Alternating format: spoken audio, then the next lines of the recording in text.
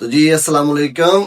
आज का जो हमारा टॉपिक है वो है complete syllabus in less time.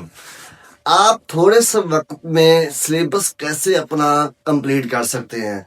देखिए, हम एक एग्जाम्पल से लेके चलते हैं, क्योंकि अक्सर बच्चे जो होते हैं ना, जो मैं अपना एक्सपीरियंस शेयर कर रहा हूँ, अक्सर बच्चे होते हैं सारे हमसे ये वाले चैप्टर्स, हमसे ये सिलेबस क्लियर नहीं हो रहा, कंप्लीट नहीं हो रहा। हमें जब बुक पकड़ते हैं तो हमें नींद आनी शुरू हो जाती है, तो हम देख के डर जाते हैं कि ये इतना सिलेबस कैसे कवर होगा।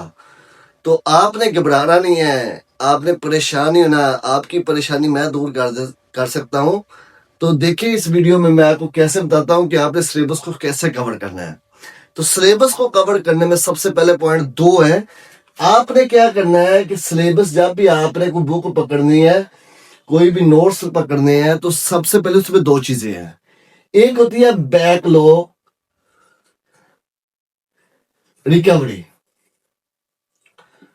आपने क्या करना है, बैकलॉग रिकवरी में जाना है पहले। अब बैकलॉग रिकवरी क्या होती है? बैकलॉग रिकवरी का ये मतलब होता है कि आपने सपोज सिलेबस को पहले टच नहीं किया। आपने क्या करना है, आपको ये तो मालूम होगा, पिछले अप टू डेट अगर आप पकड़ते हैं तो उसमें आपके पास कुछ इंपॉर्टेंट क्वेश्चन होंगे। ठीक है, सबसे पहले उसको हल करें। अब इंपॉर्टेंट क्वेश्चन जब आपने हल कर लिए हैं, उसके बाद आपने क्या करना है, उसमें से कुछ आप देखें, एक्सरसाइज देखें, उसको हल करें। अब बैकलॉग रिकवरी में ये होता है कि जो इंपॉर्टेंट शॉर्ट क्वेश्चन होते हैं, इंपॉर्टेंट लॉन्ग क्वेश्चन हो गए, आपने उसको रिकवरी की तरफ लेके जाना है। दूसरा जो होता है वो आपके पास होती है जो करंट स्टडी आपकी चल रही होती है। करंट स्टडी जो होता है ना, प्लान।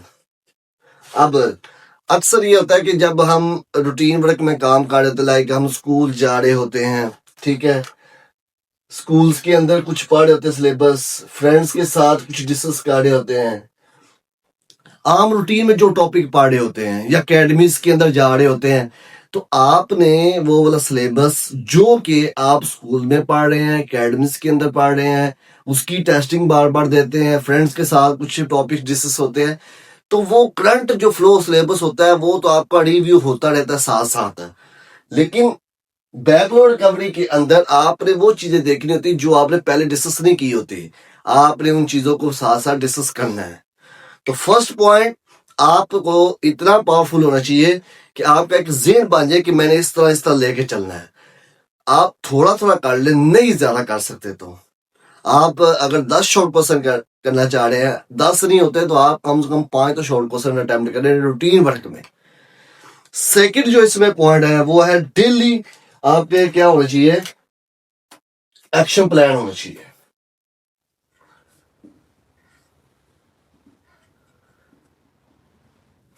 अब कुछ बच्चों का डेली एक्शन प्लान नहीं होता। अब कुछ बच्चे क्या करते हैं, उनका सिलेबस इसलिए कवर नहीं होता, वो कहते हैं ठीक है जी, हम 2 दिन बाद पढ़ेंगे, लो जी सैटरडे नाइट पढ़ेंगे क्योंकि आगे संडे की छुट्टी होगी, तो उस दिन हम कवर करेंगे चीजें, बाद में कर लेंगे।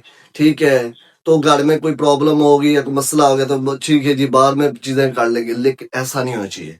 आपने जो एक डेली एक प्लान बनाया हुआ है कि मैंने आज इतना पढ़ के ही सोना है, आज इतना करके ही सोना है, तो आपने वो करके ही सोना है। लाइक आपने एक प्लान बनाया हुआ है कि मैंने मतलब आज एक चैप्टर्स को क्लियर करना है। ठीक है, चैप्टर्स के अंदर मैंने कुछ टॉपिक्स को क्लियर करने हैं, या फिर मैंने एक्सरसाइज को हाथ लगाना है। देखिए, अगर आपके पास एक प्लान आपने एडजस्ट किया हुआ, पूरा एक सेट किया हुआ है कि मैंने एक चैप्टर करना है, ठीक है, अगर चैप्टर आपके पास क्लियर नहीं होता तो चैप्टर में से अगर आपके पास कुछ टॉपिक मैंने आज क्लियर करने हैं, आपने अपने एक सेल्फ स्टडी भी रखनी है ना, कि सेल्फ स्टडी मैं किस तरह कर सकता हूँ।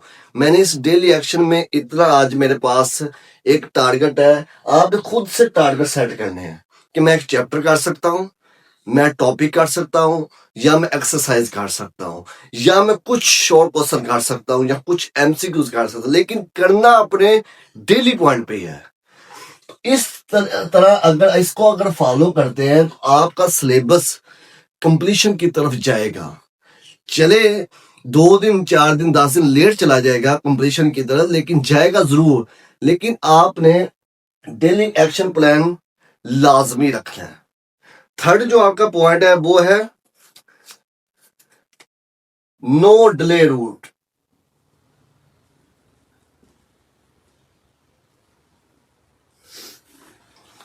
अब नो डिले रूल के अंदर आपने किस चीज को फॉलो करना है। अक्सर बच्चों का जो ज़हन होता है ना, वो होता है चलो ठीक है हम बाद में कर लेंगे, हो जाएगा सिलेबस। ऐसा नहीं होता। वो इसका मतलब है कि आपका माइंड आपको कमजोर कर रहा है, आपकी एनर्जी वीक हो रही है। इससे बचने के लिए आपने क्या करना है कि अगर आप नो डिले रूल के अंदर जाएंगे, जितना काम आपका जमा होता जाएगा, जितना वर्किंग आपकी जमा होती जाएगी, वो दिन ब दिन आपके पास डे बाय डे अगर आप नहीं कर रहे तो वो काम सारा का सारा आपके ऊपर बर्डन होता जाएगा। सपोज अगर आपने 2 दिन नहीं पढ़ा, ठीक है, तो वो तीसरे दिन आप पढ़ेंगे, 2 दिन का काम आपके ऊपर जमा हो गया है, तो वो ज़हन के ऊपर वो ज्यादा बर्डन फील होगा। इसलिए कि आपका काम डे बाय डे जमा ना हो, आपने उस काम को जमा होने नहीं देना। आपने क्या करना है, उस काम को रूटीन वर्क में करते ही जाना है। इससे फायदा क्या होगा, फायदा ये होगा कि आपको ये यकीन हो जाएगा कि मैंने ये काम अपना जमा नहीं होने दिया, मैंने ये सारा अपना काम पूरा किया है, अपना टारगेट मैंने चेज कर लिया है। जितना मैंने सोचा हुआ था उतना मैंने अपना पॉइंट सारे क्लियर किए हैं। उतने chapters, topics, exercise, long short मैंने चीजें क्लियर की है। मैंने अपनी रूटीन, अपना दिन, अपना टाइम, अपने लम्हे खराब नहीं किए। तो अगर आप इसको अपनी लाइफ के अंदर लेके आएंगे तो यकीन करें आपको बहुत सारा फायदा होगा। तो कमेंट्स में भी मुझे लाजमी बताइएगा कि कौन से बच्चे अक्सर ऐसा काम करते हैं जो कि अपने काम को जमा होने देते हैं, वो 2-4 दिन बाद भी करते हैं, रूटीन वर्क में काम नहीं करते। इसके बाद है आपके पास फोर्थ पॉइंट है डेली प्रोग्रेस, डेली रिव्यू। आपके पास क्या हो गए, देखें आपने इस पॉइंट के अंदर देखें डेली रिव्यू प्रोग्रेस के अंदर आपने देखना है, अपने आप को चेक करना है। ये पॉइंट बहुत अहम है। इस पॉइंट को आपने जेहन में इस वजह से रखना है कि डेली रिव्यू प्रोग्रेस बहुत ही जिंदगी के लिए जरूरी है। चाहे आप कोई बिजनेस कर रहे हैं, चाहे आप कोई काम कर रहे हैं, चाहे आप पढ़ रहे हैं, चाहे जिंदगी में किसी भी लम्हे पे जा रहे हैं, डेली रिव्यू के आपने अपना कितना टारगेट सेट किया है, कितने टारगेट आपने हासिल किए हैं, कितने परसेंटेज काम मेरा हुआ है। ठीक है, अगर आप देखिए आपने जो टारगेट सेट किया क्या मैंने वो हासिल कर लिया, हाँ या ना। तो कितने परसेंट मेरी वर्किंग आज हुई, मैंने जो सिलेबस को टच किया है वो सिलेबस हमारे पास कवर हुआ है या नहीं। इसके बाद मेरा कौन सा टॉपिक था जिसमें मेरा ज़्यादा टाइम लगा है, कौन सा ऐसा टॉपिक है जिसमें मुझे समझ नहीं आई। तो वो उसको एक डायरी बना ले, उसके ऊपर लिखते जाए कि मुझे ये वाला टॉपिक याद हो गया, ये वाला टॉपिक मुझे समझ नहीं आया, इसमें मुझे ये वाली वाली प्रॉब्लम्स है। उन प्रॉब्लम्स को फिर आप दिन ब दिन उसको क्या करते जाए, सॉल्व करते जाए। तो इंशाल्लाह देखेंगे आप कि डेली रिव्यू जो प्रोग्रेस के अंदर आपको इतना फायदा होगा, आप अपना सिलेबस मैक्सिमम क्लियर कर सकते हैं। लास्ट पॉइंट है जो इस टॉपिक है वो है, देखिए ये अगर 4 पॉइंट आपने मैक्सिमम क्लियर कर ले तो जो लास्ट वाला पॉइंट है वो इससे भी ज्यादा इंपॉर्टेंट है। तो अगर देखिए हमारे पास अक्सर बच्चों टेक एक्शन, आपने एक्शन ज्यादा करना है, मतलब अमल ज्यादा करना है। Do not over thinking.